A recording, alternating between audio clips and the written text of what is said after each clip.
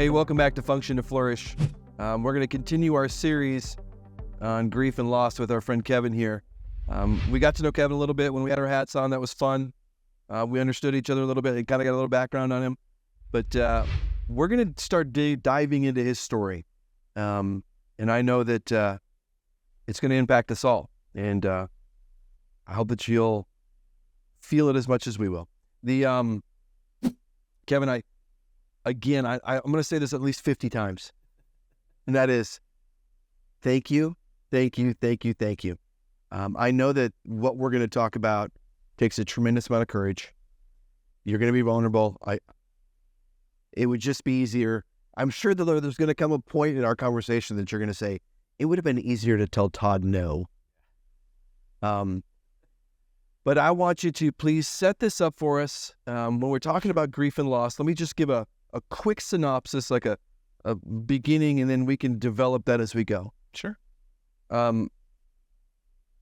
Your son died a while back.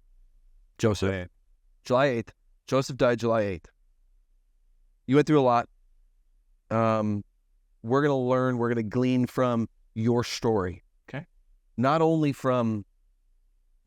as an individual, I can learn how to deal with my own grief and loss, but maybe my neighbor, maybe my church community, maybe my circle of influence, somebody in my circle of influence. Maybe they've lost somebody, and I want to know how to best care for them. Sure. Yeah. And I think that's kind of the direction we're going, and we're going to glean those things.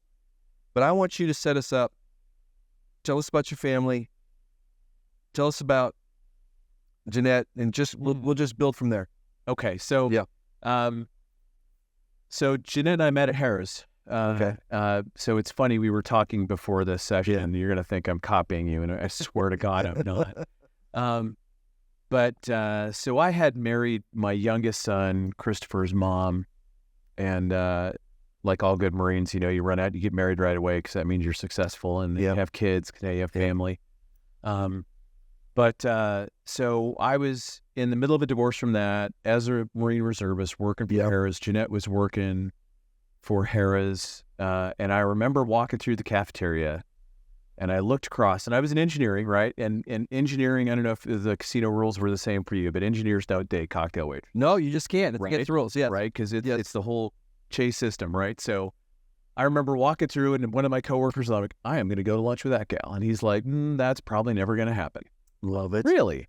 So, and again, right, so I was in the Marine Corps. I looked a little different than I do now, but much younger.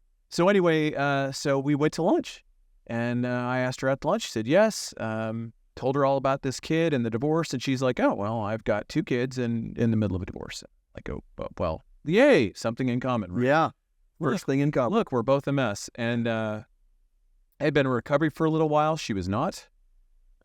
So we would do things together, go to lunch, hang out. Her kids were living in Arizona with her sister because of her divorce thing. So a lot of drama. My divorce had a lot of drama. So there's all of this chaos in our formation, right? Yeah. So eventually I'm going to fast forward a whole bunch for time. Oh, no, please. So we get together. I have my son half the time. Her kids come up and join us. So Joseph and Reed come and join this clique, and they're all like right on the same dynamic. Joseph was 6, Reed was 3, Chris was about 2. So they were right on track, right? Yeah. Click, instant family. So what's really funny is, though, Jeanette moved into my apartment because I got activated to go. She was getting thrown out of her apartment. I'm like, hey, my apartment's vacant. You can move in. So instantly she was my roommate, and then we dated, and so we married in 1996. Okay. We tried to get married for 2 years, but our separate divorces prevented that. Interesting. Yeah, so lots of stuff. Still working for Harrah's, still in the reserve. She still worked for Harrah's, had the kids together, a lot of stuff going on. We realized that we were not emotionally well-equipped to be parents. I had a lot of stuff from growing up, not just a lot of things of being in recovery, the stuff that takes you into addiction. You get into recovery and you get better. Yes. but you don't get the opportunity to fix things you don't know you need to fix Yes. until that time presents itself. So as these kids, now I'm a dad. Yeah. I don't know what I'm doing, right? I think I know what I'm doing. I watch it on TV. Talk about jumping off the deep end. Right. So, and Jeanette and I were both in the same boat. Her parenting style, her experience was very different than mine. Her parents were very different than my parents. So we were trying to blend that. We took classes. We went to how to have a blended family, how to raise blended kids, how to do all this stuff. And the comment I'll make, and I think it's funny, is one of the counselors was like, it takes 7 years with no hiccups for a blended family to hit like normal. And Jeanette and I remember we came home from that session, and Jeanette and I looked at each other and we're like, with all this other chaos, right? We're like, that's never going to happen. Yeah, I was gonna say. We can't get 15 minutes of like calm. I'm so Like glad. that- Yeah. 7 years? Like, Yeah. oh my God. So that sets the stage, right? So we bring this family together. I don't want to tell too much of Jeanette's story, but at some point in this, Yeah. Jeanette found her bottom. Yeah. And I would call my sponsor and he'd be like, do you like being married? I'm like, yeah. Do you love the kids? Yeah. Then she's none of your business. Wow. Not it. Say that again. Say that again. So I'll say this again. And this is so like in recovery, right? I have a program and it's between me and God. Amen. And so when I talked to my sponsor, he would ask me, he's like, do you like being married? Like, yeah, I love her a lot. Okay. Love the kids? Yeah. Love the kids a lot. Okay. Then just be married. She's none of your business. And from that point on, it clicked in my head that, I can't fix her. I can't make her do something she doesn't want to do. I mean, I can, right? I've got some skills, but that's a whole It's other not gonna conversation. last. Right? Yeah. Yeah. Yeah. And it's not what you want. Yeah. And so I was like, I just got to let her go. And so I'll leave this key spot. So, one night I'm getting ready to go to work because I worked graveyard. She worked swing shift. Yeah. I had my books on my dresser and they're all, blank. There's nothing on the spines. Well, she had just taken one down to flip through it and it was the big book. Oh, wow. And she looked into it and she was just reading it. And as I walked out of the shower and I walked by, all I said to her was like, find anything interesting? Went about the rest of my day and went to work and I never said another word. And so she eventually found recovery. She's been sober since. Nice. And so it's great to have a co-pilot in life that has similar values, Yeah. similar things like that, has shared experiences, but then also has that underlying core construct of recovery. Yeah. So all of that, right? And so as this is going on, so Jeanette and I are on our recovery path. We're trying to do the right things, trying to live a good life, trying to go to work, trying to raise these kids. Chaos around, right? Part of us learning how to be together as a married couple. Yep. Some stuff. The kids start exhibiting like all this behavior, like lashing out, things like that, stuff kids do. Yep. We learned a lot of it in class. So Joseph was like the loudest volume, Okay. right? Smart kid. He tested like at a college reading level in middle school. Okay. And I thought it was awesome, right? Like I'm an academic guy, right? Like I'm like, this is awesome. I got a brilliant kid. Yes. Yay. Right? And he's funny and has a good personality, but then started having like some of these antisocial traits. Okay. And we were like, okay. Can't parent like you're in the military. And I will advocate for that because I tried and it doesn't work. Yeah. It's actually awful. Yeah. But so Joseph started on that path. Okay. And so during this period of time, Joseph's path starts to create that energy with the other two. Of course. And Christopher, my youngest, is one who got to come and go from the house Okay. because he would go back with his mom. The boys, Joseph and Reed, their dad was like, oh, I have to pay child support? I'm just going to sign him off. So I got to adopt him. So so from within the early time of us being together, I adopted him. So they have always been my boys, So beautiful. right? And this other guy, whatever. He's the Right. other guy. He's the other guy. And I always told the boys at some point, you'll need to go find him. Yeah. And it's a word I want to use here, like make peace, reconcile that. Yeah. Because I know you're going to have to. But during this time, the divorce with my ex got so bad and so just awful. Ugly. I can't think of another word to use it, but just awful on every human aspect that Christopher actually left our family. And they moved to Sacramento, and I didn't see him.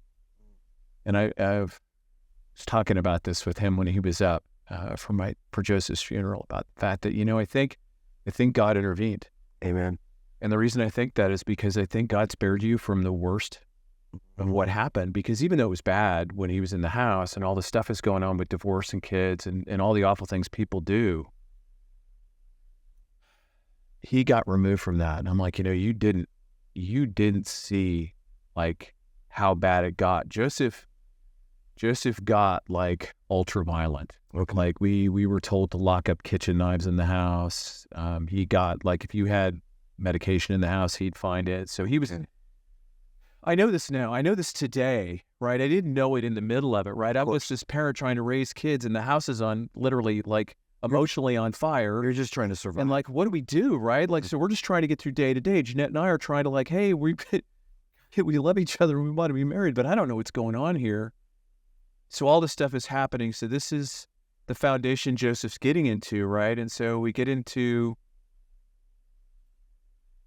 he starts committing little crimes. And, when I grew up, you committed a little crime, sheriff dragged you home, you were more scared of your dad, Of course. taking care of you than anybody else. Well, that doesn't happen anymore. So he got in the juvenile justice system. And then it was like going to China Springs, going to Caliente, going to the Northern Youth Center up by our youth camp. Yeah. Right? So Joseph did all of those things, and it was like, and psychologists and psychiatrists and everybody else involved. And then, How old was Joseph? What years are we talking? 11 years old, 12 years Okay. old, right? And then the slew of medication, right? Because we're going to fix it through medication. Now I'm in recovery, right? So I'm like, every red flag is going off in my head, like, no, wait, whoa. Something else, like, can we do something else? And what I've since learned, again, and I learned this, it talks about it in recovery, about there are practitioners and doctors for a reason, because sometimes people that are getting into recovery need that help. And it was like, okay, trust.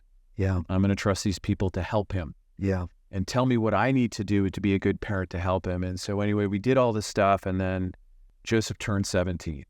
And it's like literally open warfare in the house.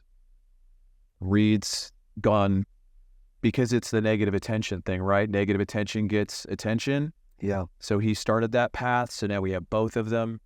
Joseph leaves, 17. He's like, I can't live here. It's you guys. You're terrible parents. And we're kind of like, okay, maybe. Yeah. So he moves out. We start to get Reed back on track. Joseph comes back into our lives. We're like, look, if you want to live with us, you got to graduate high school. So we negotiated that. It was a little bumpy, but he graduated from Whitell High School. Okay. Did well. And then it was like, okay, well, what do you want to do now? We know he has challenges. We've encouraged him, like, you need help, Yeah. right? Like, you're 18. I can't tell you to do anything anymore. Yep.